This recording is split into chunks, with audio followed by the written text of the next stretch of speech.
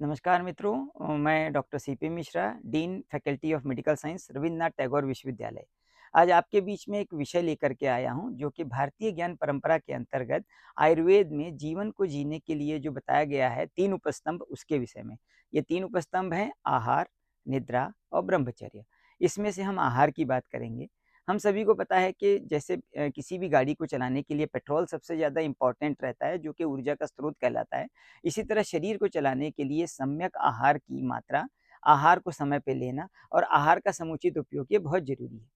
हमें अपने आहार में वेजिटेबल्स और जीवनीय तत्व, यानी कि जो ग्रीन लीफी वेजिटेबल्स हैं, उनको यूज़ करना बहुत ज़रूरी है, बजाय कि हम तला हुआ पूड़ी, पराठा और पिज़्ज़ा, पास्ता, मैक्रोनी, बर्गर इस तरह की चीज़ों का सेवन करें। इसके साथ में एक और चीज़ ज़रूरी है, नट्स का और सीड्स का प्रयोग करना, जो कि न केवल हमारी बॉडी में जाकर के ऊर्जा देते हैं, बल्कि हमें ये भी बताते हैं कि हम किस तरह से अपने माइक्रो न्यूट्रिएंट्स की कमियों को इसके द्वारा पूरा कर सकते हैं।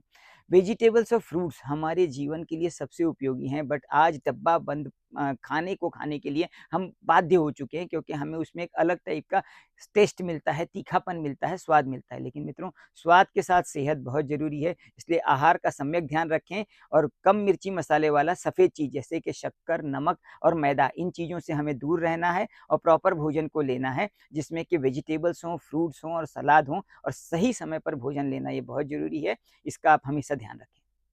दूसरी चीज़ है निद्रा। हम सभी को पता है, सोशल मीडिया ने हमारी रात की नींद और दिन का चैन दोनों हराम किया हुआ है। लेकिन अगर हम अपने आप को डिसिप्लिन रखते हैं और समय पे लगभग 7 से 8 घंटे की नींद प्रतिदिन लेते हैं, तो न केवल ये हमारे मानसिक स्वास्थ्य को बेहतर करता है, बल्कि हमारे सोचने की क्षमता, डिसीजन लेने की कैपेसिटी और हमारे दैनिक काम करने की ऊर्जा को भी सतत बना के रखता है और हमारे विकास में महत्वपूर्ण योगदान देता है। तीसरी चीज़ है ब्रह्मचर्य। मित्रों, बहुत इंटरेस्टिंग बात है कि ब्रह्मचर्य का मतलब जो हम समझते हैं और जो होना चाहिए, उसमें बहुत डिफरेंस है।